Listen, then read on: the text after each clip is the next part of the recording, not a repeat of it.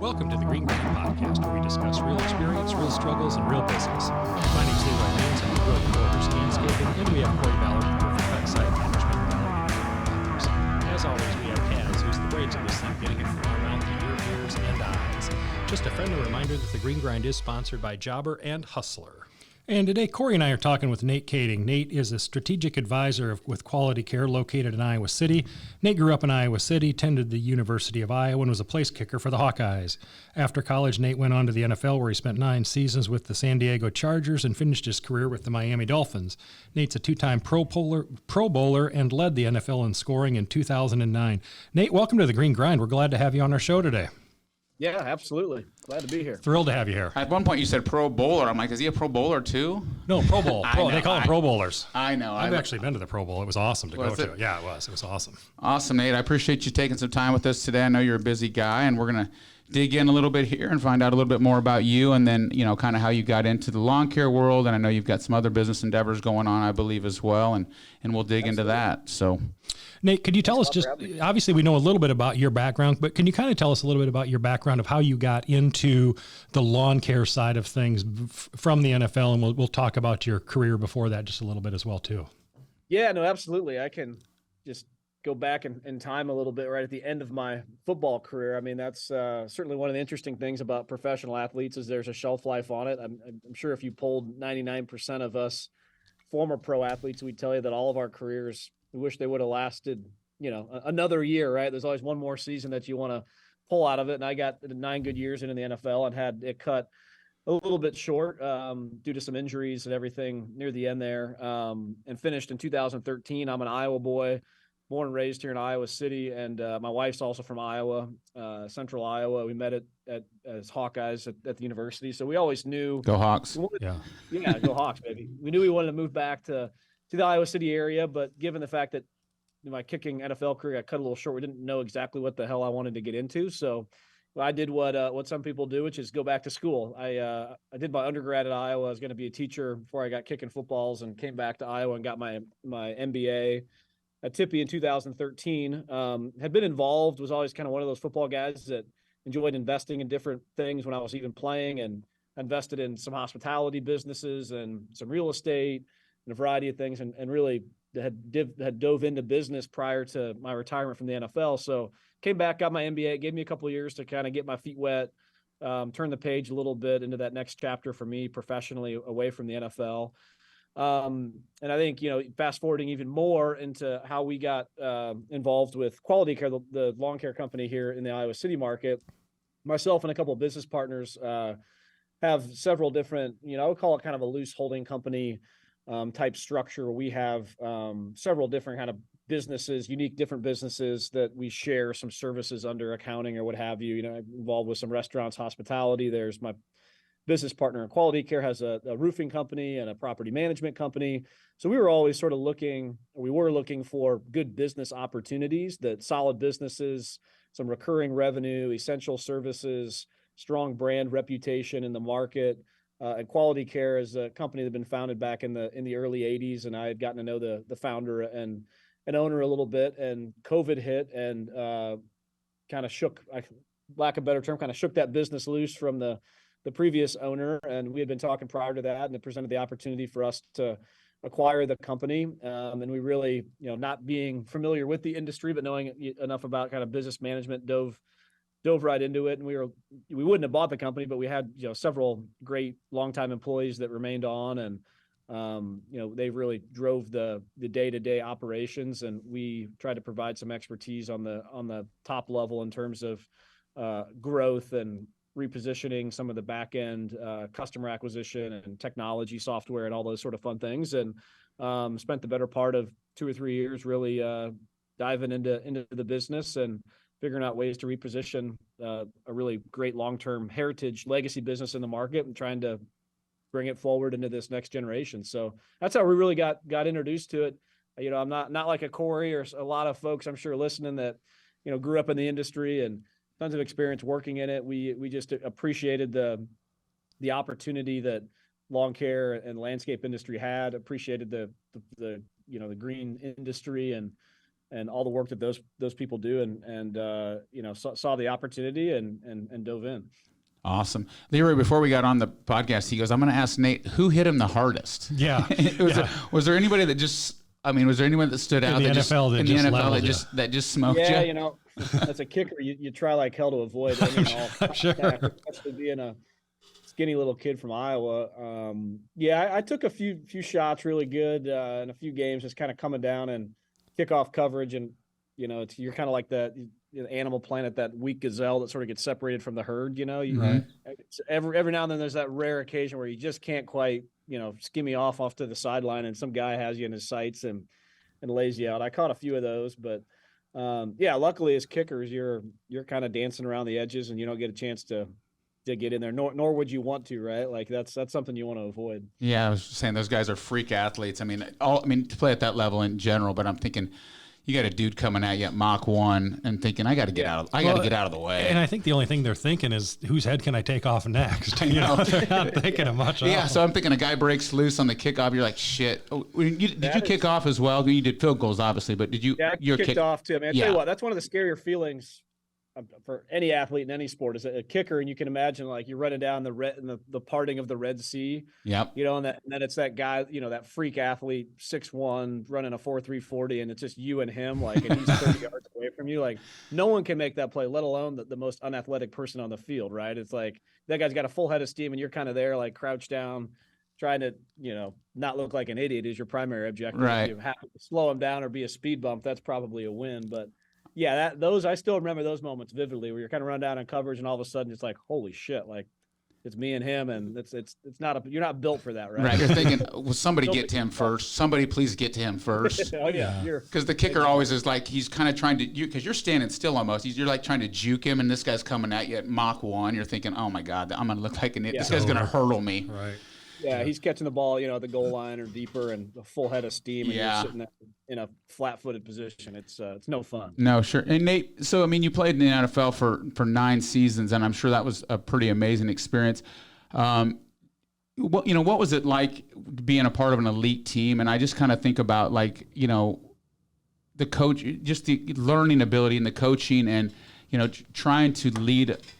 Pro athletes, has that translated into business? Did they educate you guys more than, it seems like now the guys are more educated on not only financial responsibilities and different things, but, these guys sometimes jump into the NFL, they get these monster checks. And then, did you learn a lot from that experience that, has translated into business and life? And I just kind of wondered what it would be like to be at that level of competition. And yeah. No, I mean, my perspective and the message I share with young athletes in high school, college, I do a lot of mentoring and working with young people, and even talking to business colleagues in those sort of settings. And I realized that when I was turning that page into a different professional career, when I was done with playing sports professionally, is that I think it's kind of two sides, right? It's being, especially a kicker or any professional athlete, you have to be narrow in your approach. I mean, you got to have a one-track mind. You got to be focused on that day in and day out. You got to become elite and become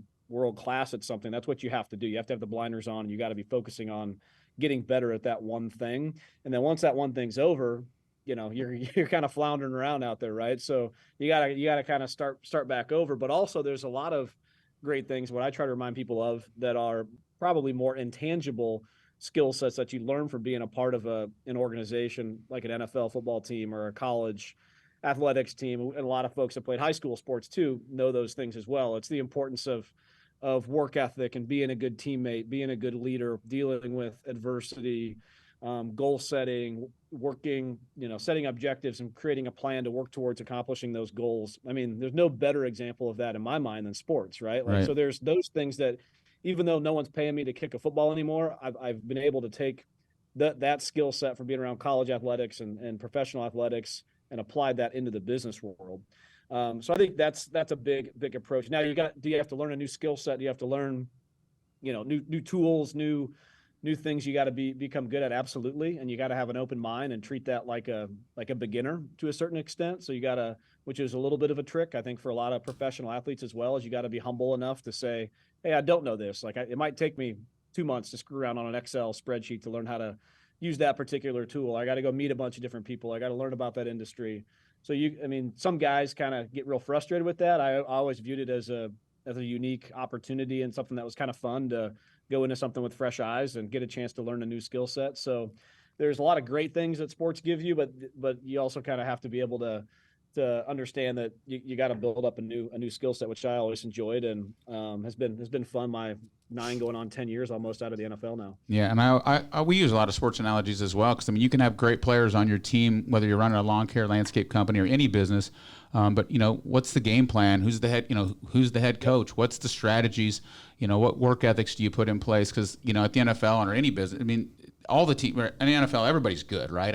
But yet there's certain teams that are continually better than others every single year, and it's based on how they're led. What's the game plan? What's the strategy? What's the work ethic? And I think it's interesting. We talk about businesses all the time, and who's leading it? What's the message? Is it a winning culture, or is it just a culture of we're going to be 8-8 this year? And I am the king of beating a bunch of sports analogies to death and telling sports stories in a business setting, right? Sure. Like we use EOS and traction, which I'm sure I know, Corey, you all are familiar with at Perfect Cut and all of our small business and operating companies. And any chance I get in the weekly or quarterly or annually to use a sports analogy, also I was a big fan of in sports and was definitely a sucker for the motivational quotes, and the coach sets that on your locker, or there's a big number there that you make a t-shirt out of it, or some sort of saying that you read in a book or whatever that looks like. So being able to apply some of those motivational tactics from sports into business and using those things, people always resonate with sports, and it's a great way to connect with folks, and especially when you're trying to bring everybody together to accomplish one objective or one goal. There's tons to be learned there and brought from the sports world into the business world. Certainly. Yeah. Nate, what so in like your life in the NFL and even I think Major League Baseball and even other sports, you have those athletes that are elite, that are you're great for being there, but then you have that other level of athlete that's even better than those guys, that are the captains of the teams, that lead the teams, that are phenomenal at what they do. What makes those guys that much better than those elite people, do you think, in your mind? And what is their attitude like when you guys would lose a big game? The captain of your team, what do they say? What are the types of things that they're saying to keep your team motivated in those down situations? Yeah, that's a great question. And I think, again, another great lesson from sports. You look, the NFL, for instance, Bill Belichick and what the Patriots have been able to do in team sports, not only in the NFL, but probably all across sports, has probably been the story of the last 20 some odd years of professional sports. And I've always said, and I think it's true in business, certainly in sports, it's harder to continue to win once you've already won a championship or accomplished a goal as it is to fight your way out of a corner and deal with some adversity. I think it's harder to go from winning a championship to winning it again the next year than it is to go from being the 32nd best team to the 16th best team, if that makes sense. Uh-huh. So study Belichick, and if you study the great athlete, and I was lucky enough to be around, a lot of those, the LaDainian Tomlinsons and the Phillip Rivers, and then observing other guys across the NFL. I think that is what steps those folks up, is the ones that just are never satisfied, that never become complacent, that find something fun and unique and challenging in terms of, hey, I did this last season. Now, how in the hell am I going to get better? What that kind of no stone unturned, always hungry for more, super competitive type people. And you see that in business. You go out, you have a great year, you hit your budget, or you blow your budget out of the water. How do you motivate your team to set the bar even higher and do that again next year, or not let them fall back and rest on their laurels or get complacent? There's something different about how people are wired that love that aspect of it. Absolutely. What's next? How do I get better? That marginal improvement, that continuous improvement, that sort of mentality, never being satisfied. I think that's what separates the really good ones from the great ones and the exceptional ones. Yeah, I love it. Because we were just talking about that on the last podcast. A guy, they're kicking ass, and he's doing $6.5 million this year, and he's like, yeah, we're probably an 8. Why are we not a 9.5? And I think a lot of entrepreneurs think that. It's like, how do we continue to get better and better? And we're really good at what we do, but not good enough yet. Well, and I we think talk think about of that a lot. even all the time at Perfect Cut. Everyone says, "Man, you guys are the best. You got the best people, the best this," and I'm thinking we're average. Right. We're pretty good. We're not great, and I think that's what's driven Matt and I too. And sports analogies. I talk about continuing to try to be better and better. And I think the people that succeed in any business, man, they're never happy, and that can be a double-edged sword as well, because sometimes you don't sleepless nights. Yeah, right? and it's sometimes you should sit back and go, man. Yep. Holy shit, we've done a really good job. We got a great company. We take care of our people. We've got good, and then yet there's guys like me that I'm never happy, and it's sometimes it's unfortunate because my wife will say like, dude, when's enough? Do you need more money? Do you need more? And it's frustrating. That's some great advice too. Marty Schottenheimer, my first coach at when I was in San Diego with the Chargers, he was always great about that too. Certainly wired the way you got a continuous improvement, never satisfied, but he was always big on taking those moments to celebrate the wins. Right. Right. I think that's something I've tried to bring over into the business world as well. Like, hey, if we set a quarterly goal and we blew that damn thing out of the water, like bring up the smoker, let's get the barbecue going, fill the coolers with some beer. And there's nothing wrong with celebrating for a night or two or a day and patting everybody on the back and doing those sort of things also. But then coming in the next day, I'm like, all right, what's the next goal we're going to put up on the bulletin board, and how are we going to hit this thing out of the park too? So I do think you have to take a moment to be, of gratitude and celebration and weave that into there as well. And again, it's how do you hold those two things in balance in your mind or within your organization, your culture at the same time, where, hey, we're going to celebrate wins, but then we're going to move on to the next thing, and we're never going to be satisfied type of mentality. So I think both of those are equally important. It's just a matter of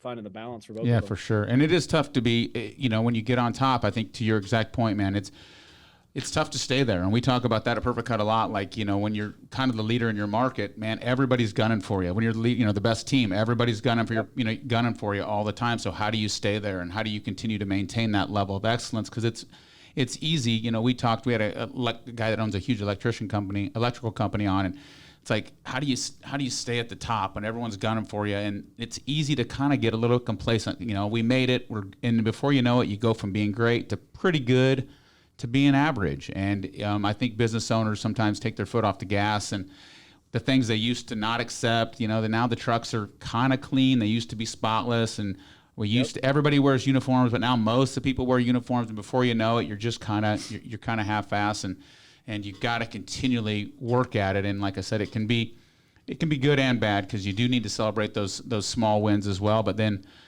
you got to get right back at it. Matt Bowman, as you spent quite a bit of time with Matt, he is really level. I mean, Matt's just calm all the time, and everybody wants to celebrate a win, and then he's like, okay, I know we got that new account, but let's get down to how are we going to service them? Who's going to take care of them? How do we give them the best service? And I'm like, no, and everybody wants to celebrate the win. And Matt's just like, okay, everybody kick ass. Now let's get down to the basics. Like, yeah, absolutely. And I'm like, well, and I used to just be like, fucking A, we got a new account. And he's like, well, fucking A, who's going to service it? How are we going to keep them? How are we going to take care of them? And so you need that on both sides of that for sure. And it's tough, and you got to celebrate that, because if you're always striving for more, sometimes you get lost in the moment. You're never happy, and that's not fun either. Yeah, Nate, was there ever a time where you thought, thinking back, probably more in your football career, like where you thought, I've made it, my hard work has paid off? Maybe draft day, maybe when you were signed with the Hawkeyes. I don't know what that was, but there was ever a time where you thought, shit, it's finally paid off. I've made it. Well, I think.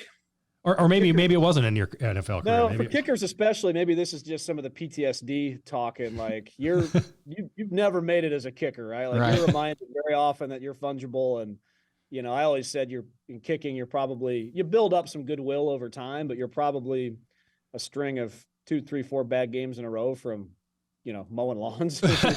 Right. Maybe an accurate analogy in this for this podcast, but. Yeah, I mean, you are on the edge of your seat in the NFL, probably at all positions, but especially a kicker. And you're only, there's the old adage, you're only as good as your next kick. And you got to go out there and you got to continuously prove yourself and prove that you can, bring value and results. And they'll throw you to the curb pretty quick if you don't. So there weren't many of those I've arrived moments, because you you know how fragile it is. And I think that goes back to a little bit of, the importance of celebrating things, and business owners that have been around the block a few times and they've seen a season when there's been a drought or there's been a shitty snow year.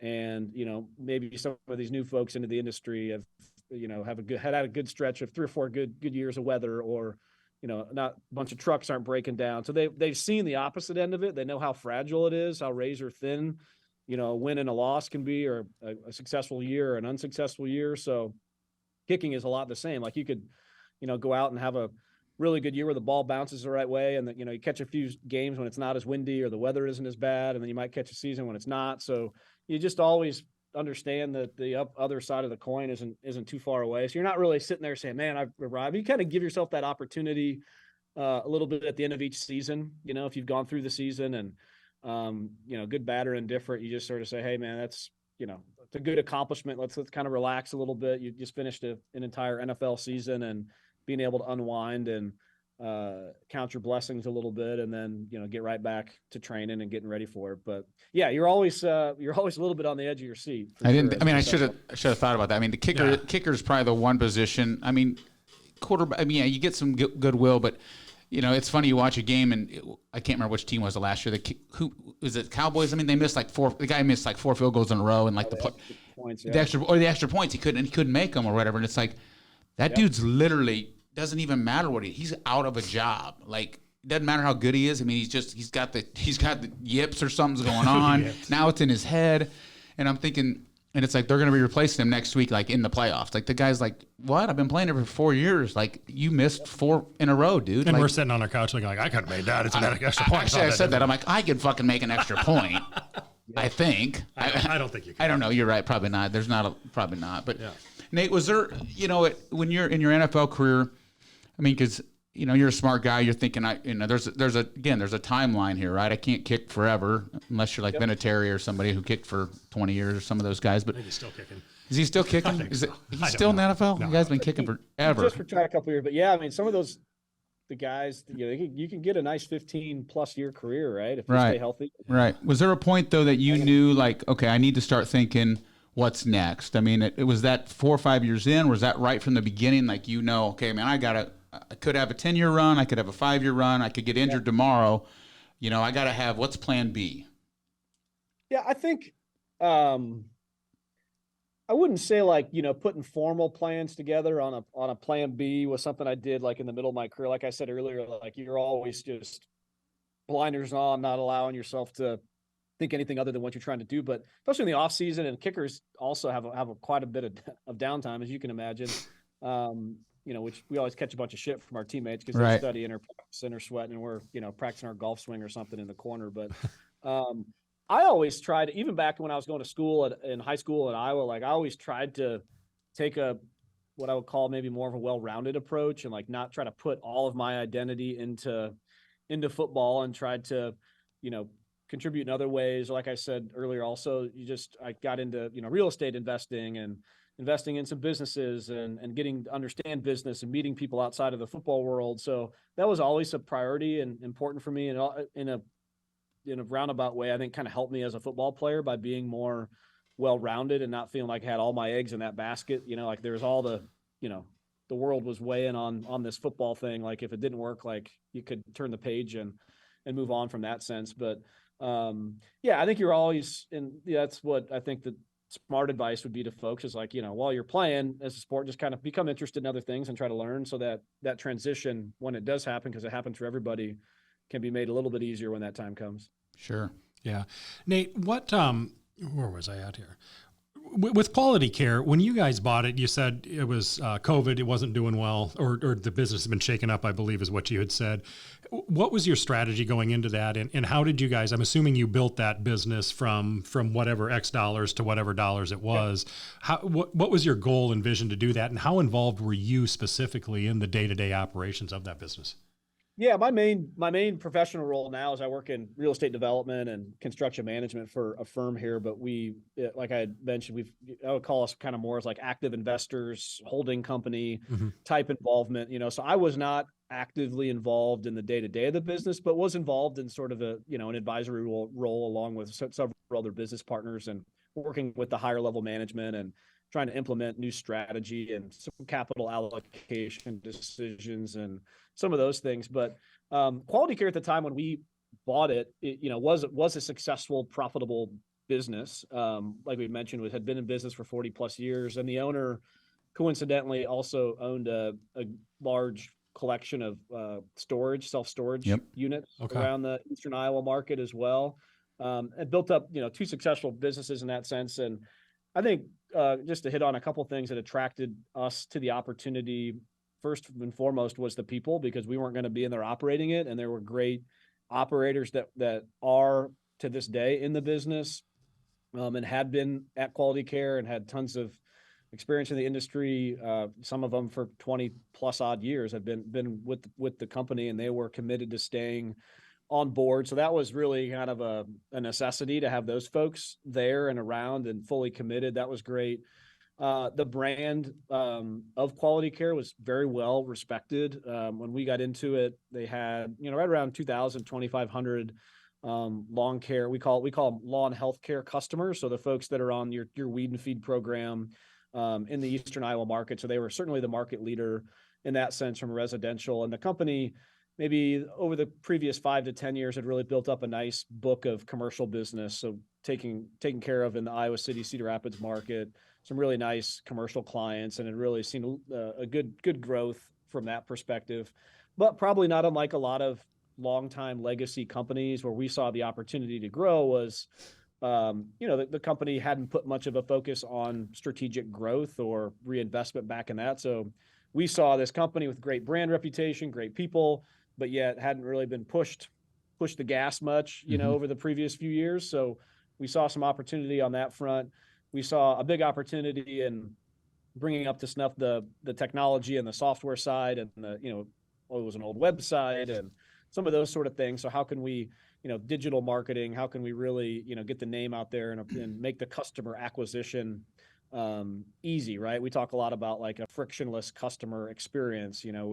Quality Care, funny enough, had these old hats that they had made up, and it said, Quality Care, we're easy to get along with. Which is kind of a fun little adage, but we were really big believers in that. Like we went back, I'm wearing my marketing hat, big believers in, most of the people that will sign up for service at their home, some of them might get in the weeds about the unique type of fertilizer or the grass seed and where, is it this or that, or where it was grown or climate, but we're big believers in the fact that most of them really don't give a shit about that. What they really care about is is my billing going to be super easy? Is my lawn going to be green? Is it going to be safe for my kids? And is it going to be easy to do business with these guys? Like, do I have to call 5 times? Do I have to meet the technician out there to measure my lawn? Like all those sort of things. So we wanted to take away some of those impediments that technology and software can kind of provide for you and make that, the booking experience and then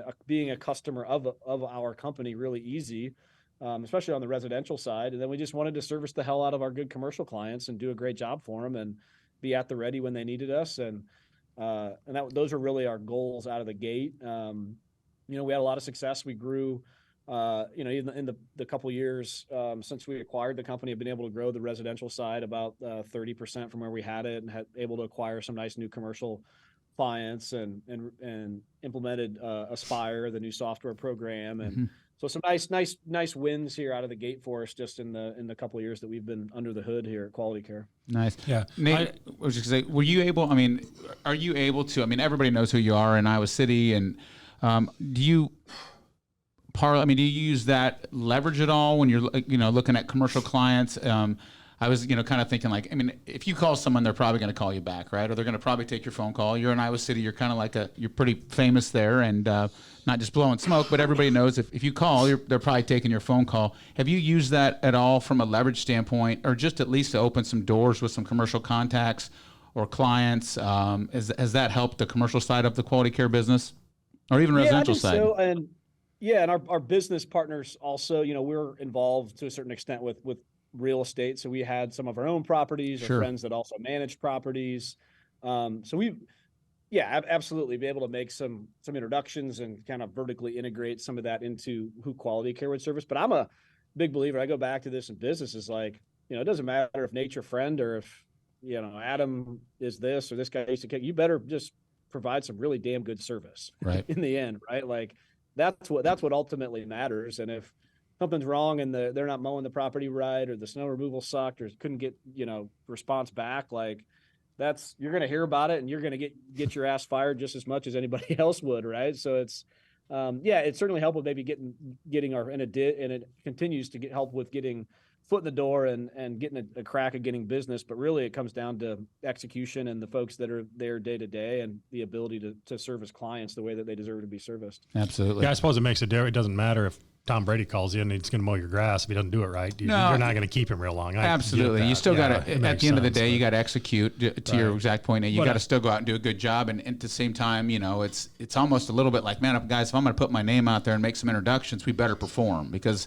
I know these people and I've got my name out there. And I just was thinking, if Nate Kaeding calls you, you're probably going to take his phone call and just, not begging for anyone's business, but hey, guys, I'd like to make an introduction. Hopefully, I'm involved with Quality Care. If there's an opportunity for us, we'd love to meet with you and show you our team and open some doors that way. Right. But yeah, I want to go ahead. Yeah, another easy analogy too is we own a portfolio. Our hospitality restaurant group owns a small portfolio of restaurants in the Iowa City market as well. And I think that's an easy one, right? Is like maybe they hear about it because they might know me or notable, or, hey, go check out, we own a little diner called Pullman in downtown Iowa City next to the campus. And, they might hear about it. I mean, they might maybe get a few people to come check it out, but if that burger sucks, like they ain't going to come back. Right. Right. So that's ultimate. Or if the service was bad or, the beer was warm or something like that. So it's that can only get you so far, especially in a operating business where it's an operating ongoing concern, right? Like the consistency and the team and the execution is what really matters in the end. Right. Well, I want to go back real quick too to the, when they acquired this company, you talked about, the people that were there and the operation itself. And I think so many guys get wrapped up in, how much money we're doing, And he didn't mention once the revenue that the company was doing. Right. He mentioned the people, he mentioned the brand, and he mentioned the book of business that they had. And I think those are real important for guys to understand that if you ever want to sell your company, you've got to be able to step out as the owner and let a guy like this come in and buy your company from you. Yeah, we talk about that a lot, and the companies that are the most successful with that, and the people we have on here, they're always talking about their people. I mean, we've got great people. We take care of our people. It's rarely do they talk about, I make X. No one ever mentions money. It's always about, we've got great people. We take care of our people. We take care of our clients. It always goes back to people every single time. And when we have successful people on here, it's always talking about their people. And then if you do the right thing, you have the right people, then the revenue takes care of itself. Right. Yeah. So in speaking of that, then, Nate, why did the Perfect Cut Heartland partnership make sense to your group that you guys did? I know that you partnered with Heartland now at this point. Corey, you guys did that as well too. And I mean, as a business owner, I think that's kind of the goal, is to partner with somebody bigger or partner with somebody else at the end of your career to move on and do the strategic advising and move on. I mean, that's kind of the goal of the thing. How did it make sense for your group, Nate? And then Corey, maybe you could answer just a little bit as well too. Yeah, no, absolutely.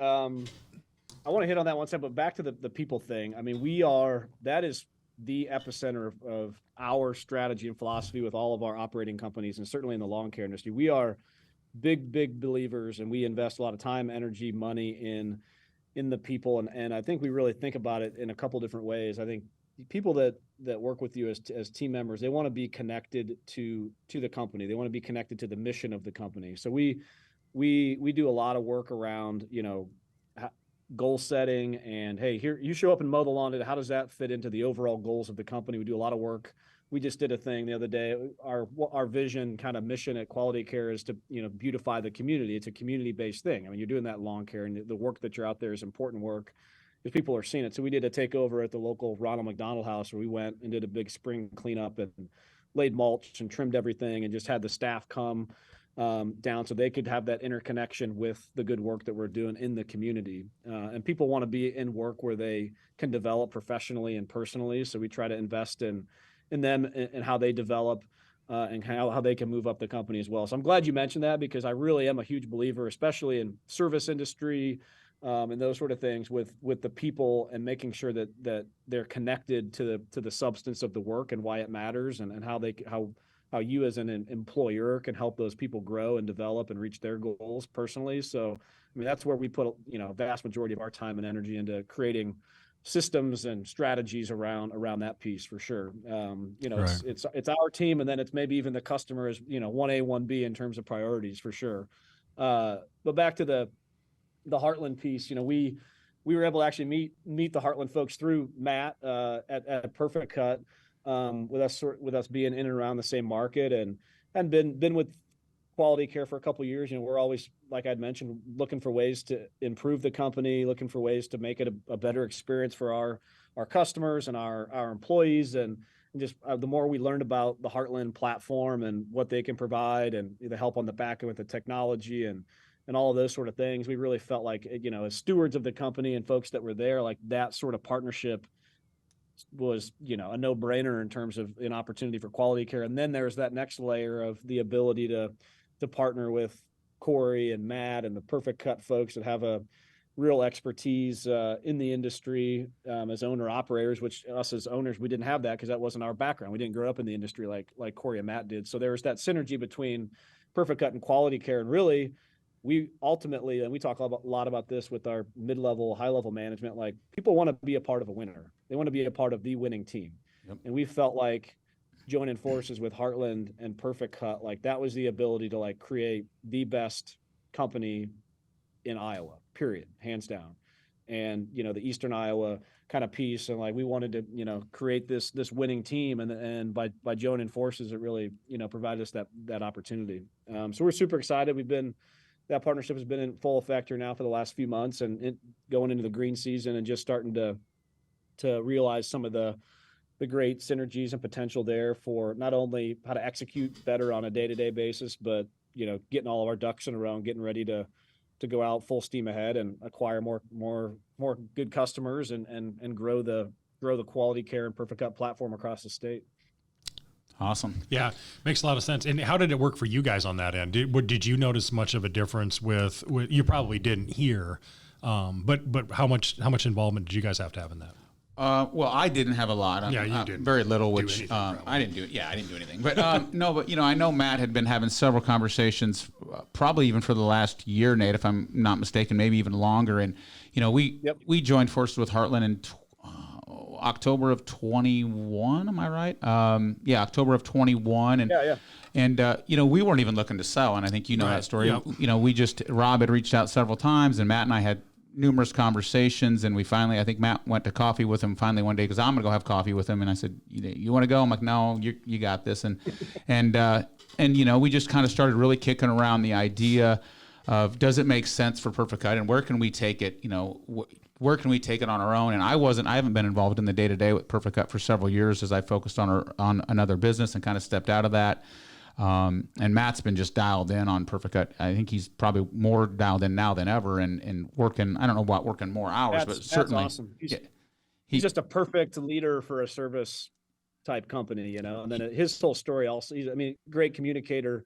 And then just the story about having grown up in the industry and seen it and done all the different things, it just really resonates with the team. The first time Matt came in and met our Quality Care team, you could just see the people meshing and just the respect that was in the room immediately. Just got a great aura about him for sure. Yeah, he's just an incredible leader, and again, and I'm sure Matt will listen to this, and that's just been not always there for either one of us. We've just learned our way. We've learned how to manage. We've learned how to get the best results out of people, and Matt has continued to hone in his ability. Originally just was an incredible sales guy and honed that skill in. And learned how to lead people, and he's very level-headed, calm, and we had a team meeting deal last week, and they were making pancakes, and Matt, is always grabbing the mic and speaking. He just has an incredible way to lead people. He's passionate about it, and he just has a clean and clear vision for our management team, and so the Heartland deal has made a ton of sense for us. We wanted, first and foremost, though, Matt and I First thing was, how do we make sure we take care of our people? It was never about the money. We were fine either way. It was, can we make sure that we keep all of our people stay on? How do we make sure we take care of them and take care of them even better? How do we create more opportunities for them? Can we make sure we give them the best health care, the best 401k, the best growth opportunity? Can we expand this to create more opportunities in other markets? And so the Heartland thing has worked out great for us as well. I think that our team has improved with all the different technology they have in place and the back-end training. There's certainly been, I think, a little more heavy lifting than I think Matt and Jeff on our team and Wes on our team maybe in the beginning. It's like, nothing's going to change. You guys just going to keep doing what you're doing. And then it's like, Matt's like, well, actually, there's a lot, so not changes for the worse by any means, but there's certainly been more heavy lifting, I think, than they anticipated. And but I do think Matt would probably admit, too, I mean, I think he's learning a lot just talking to other owners in their other markets, being a part of their key group that they have. I don't know what they call that, where the owners are talking about strategies. And so, whether Matt stays on with Perfect Cut forever, I always ask Matt, like, what's your plan? He's like, man, I'm going to stay on as long as I'm loving it, as long as I bring value. And so we're still having fun with it, and as we talk about, we're still working on who are we, how do we become the best company? How do we create the best, culture in our company? And it's certainly continue to improve, man. We got a great team of people, and we think that obviously quality care is a great mix. And to Nate's point, how do we just dominate, and how do we win, and how do we continue to create a culture that our people love to be a part of? Because, man, you can go work every landscape company, everybody's hiring everywhere, right? And so our retention rate's the best it's ever been. And we always lose key people, and we continue to bring on other great people. So it's been a really good partnership, and the quality care deal is fairly new with us. And I think, Nate, we're still trying to figure out how do we integrate that, right? And how do we integrate the cultures and the people and make everybody feel like they're a part of one, team, and we've got the same mission statement, right? Because we've got two different companies, both successful, trying to kind of get married here and merge. Yeah, absolutely. And I think that's, to me, one of the coolest things and, more fun things about small business, especially today. Like, things are, in this business environment, things are changing all the time, right? Like, you just got to have that mentality of, hey, change is good. It's inevitable, right? Like, the markets are changing, interest rates are up, the technology, software platforms, all those sort of things. Like, it's moving maybe at a little bit more of a rapid pace than what it was 30, 40, 50 years ago. And you got to adapt, and you got to modify, change your business, to be successful with it along the way. And I think that's also kind of comes part and parcel with the Heartland Perfect Cut partnership for us, was just like, hey, we got to change the market demands and various other things. And, if you just kind of stay in the same as a recipe for getting worse, in my book. You're either thinking a new ways to either stay ahead of the change or adapt to the change, and get ready to go. So, no, I think you're right. I think this partnership is, all of us here are super excited about it, and looking forward to getting this first season under our belt. Yeah. When are we going to paint all those trucks blue? Yeah, that's a big thing too. The branding. I know it's also, I think the truck branding marketing thing is something obviously Perfect Cut nailed on the head, and the quality care brand has this fun kind of green and yellow legacy, and there's the previous owner had a lot of these old trucks that they would have, and so that's been kind of a fun thing. I've enjoyed being kind of a branding marketing guy, is diving into that world, and the yard sign and the truck branding and all of those things that are unique to the lawn care industry have been fun to dive into and study and see what some people are doing in different markets. And it's classic stuff for sure. Yeah, because it's kind of a unique situation over there, because quality care is bigger than Perfect Cut over in that market. Been around for 40 years, has a great reputation, great name. So, typically when you would, partner with the company, one of them has to merge into the other. And so we're trying to figure out, and I don't even know if we have any of the answers yet, is there Perfect Cut and quality care in the same market? How do you is it one and the other? I mean, do you put both logos on the trucks? Do you, how do you really merge the two? And we've kicked around some ideas, and I don't think, Matt and our team have completely come up with a solid answer. I think we'll kind of cross that bridge when we get there. And because it is unique, right? You know, if you want them to be one and really be the market dominant player in the Iowa City Cedar Rapids market, is it one company? Is it two companies? And so yeah, you wouldn't want to take the Quality Care name out of Iowa City. That's the problem, and put Heartland or Perfect Cut on there. It'd be like, well, who the hell is this? We don't want these guys in our front yard. Yeah. So typically when you'd acquire a company, you'd make them Perfect Cut. Well, sure. They're bigger over there than us and have a great reputation. So that's always been this kind of back and forth of how do you marry the two together and still have the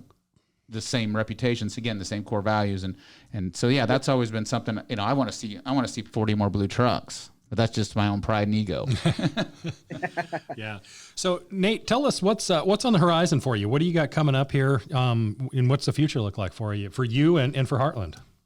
Yeah, no, we, the immediate goals are this sort of integration with the Perfect Cut team and the Quality Care team and the Heartland team to get that thing humming and getting the folks, acquainted with each other and getting the new strategy up and getting the EOS and the traction goals and rocks in place for the finish off 23 and get going into 24. So those are the big things. And one of the cool things about the merger also is that Perfect Cut has a great strategy around their business development and sales and growth. And that wasn't something that, given Quality Care smaller size, that we ever had as someone just dedicated to going out and growing the business and selling the business. So now that those two have sort of come together, is getting that business development strategy in place and, doing the fun stuff, right? Like putting the map up of the region and who are the businesses we want to go talk to. And, and then of course it's those current companies that we care for. How can we service them better? How can we maybe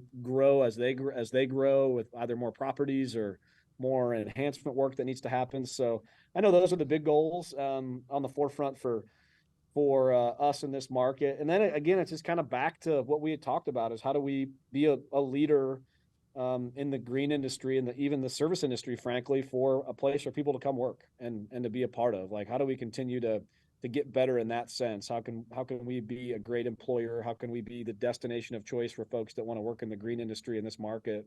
I think that's a continual goal for everybody there, and have a little bit of fun along the way. I think that's a big thing. I think that one of the big surprises to me, and if folks listening, like new to the green industry, lawn care industry, the last couple of years, is like how much the people that gravitate towards the industry, how much they really tend to like it, and how you kind of come across people that are, once they're in there, they love working outdoors. They love the pride in their work. I mean, even going back as a kid, as I used to mow my own lawn or the neighbor's lawn, like nothing feels better than this finishing mowing that lawn, right? Like there's just something about looking back at the fresh lines and it's all done, and the smell and all of that. So I've been impressed with just Quality Care. We have, in the heat of the season, 90 to 100 and plus employees, and just being able to meet those folks. And, this guy's been mowing lawns for Quality Care for 12 years. This one's been there for 18, and just meeting those people. And it does attract like a really, quality type person and employee. And those folks that tend to be there tend to stick around if they like that kind of work. So I've enjoyed and, a renewed appreciation for the service level tech that's there and is in the lawn care industry. I think it's a really rewarding profession, and and the immediacy of the job well done, right? Like I think that's what attracts people to the work. Absolutely. The companies that are winning today are taking care of their people. Nate, I get a lot of stuff on social media. I do a little bit. I talk to a lot of guys in the lawn care world, and most of the guys that are, we get this all the time. Nobody wants to work. Everybody's lazy. I can't find anybody. And I can tell you, there's the companies that are doing it right, have great people, and they're winning. Leroy, you're full. I mean, today we're one short. We lost one. But yeah, I mean, so but the companies that are doing it right and they're focused on their people and their culture, that they're winning. And the guys that are not doing that are the ones that are going to continue to struggle. They can't find good help. They can't keep good help. They don't have a training system in. They don't have any opportunities in. There's no career path. They treat it like, a job. And I talked about, we talk about all the time. I see these ads on Facebook, help wanted, looking for guys to cut grass. You're going to get a mediocre guy that's there for a paycheck for a couple weeks or a month. And it's the entire, from the way you hire, the orientation process, how they're treated the day they walk in the door. Yep. How do they feel when they're getting a Quality Care truck or a Perfect Cut truck or a Brilliant Borders truck? How do they feel in their uniform? How are they treated when they get back to the office? All the little things that you do that that make them feel like they're a part of a winning team, something special. And you're going to keep people, and you're going to lose people too, right? We're going to lose some people, but if you're doing the right things, you're going to keep the ones that matter, and you're going to have bench strength coming up all the time. And we talk, anytime we talk to people that are doing well, man, they're like, man, I got great people. It's always about their people. Yeah, it's always about the people, and it's always about how long those people have been with them. And it seems like the guys that have, high turnover, that are using those people as a tool to just get the job done and not trying to create a career path for them seem to have the most trouble in this. Absolutely. So, Nate, one question we ask everybody that comes on the Green Grind, and we're going to ask you as well too. What is the best business advice you've ever been given? Oh man. Great question. I think maybe around business partnerships. I think that's been a core philosophy of kind of myself post NFL career, is just, again, back to that humility of knowing what you don't know. Like I was a one-trick pony for a long time. So I think the worst thing that I could have done is like jumped in solo and tried to buy a business or start a business on my own. I'm lucky enough to have a lot of great operating partners and other, business minds around the businesses I'm involved with. But with that, as folks that are out there that have partnerships in business know, like sometimes that can be challenging as well, right? With having a business partnership and, how many cooks in the kitchen, and there's going to be conflict, there's going to be challenges. But I think I heard on a podcast somewhere, wherever it was, but this concept of sort of high road, long view when you're thinking about business partnerships. So, you always take the high road, right? Like there's these little things that pop up, and not make it petty, not make it personal. Take the high road with each other. Ultimately, you want to be friends, 20, 30 years down the line, but then also taking the long view, right? Like, hey, we want this business to be here in 20 years. Like, let's not get caught up in the minutia of one little thing, right? So that's just one little piece that kind of popped in my mind around partnerships, is just being able to, take the high road and have the long view with what you're looking at. Absolutely. Awesome.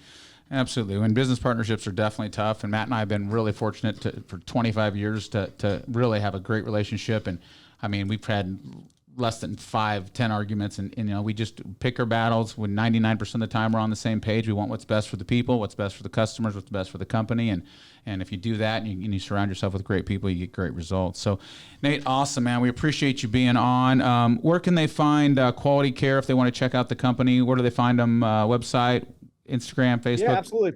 We're at qualitycarelawn.com. If you Google it up, and then, we're right there. And like we had talked about, we're servicing, born and raised here in the company has been in the Iowa City, Coralville market, and branched up into the Cedar Rapids. We call it the corridor here in Eastern Iowa, Iowa City, Cedar Rapids area, which is, one of the big, large growing areas of Iowa and the Midwest here. So we're right there, Quality Care Lawn, and going on 42 plus years, and excited about this next chapter here with the partnership with Perfect Cut in Heartland. Awesome. Fantastic. Hey guys, we drop a new episode of the Green Grind every Tuesday. If you want to be a guest, or somebody who wants to be a guest, it certainly makes my job a little easier. Just jump on the Ballard website. You'll scroll down. You'll see the Green Grind logo. Just shoot an email. That comes directly to me. Or you can get us on Instagram or Facebook. Leroy and I do a pretty good job of answering questions on there as well. We appreciate Jobber and Hustler for being our sponsors. And Nate, man, I know you're a busy guy. We appreciate you taking an hour with us today. And that's been awesome. Yeah, we look forward to meeting you out to get over there to check out your facility and meet up with you here soon. And we'll keep rolling on. Thanks so much, Nate. Appreciate you being on. Yeah, you bet. Thanks, guys. Thanks. Have a great day.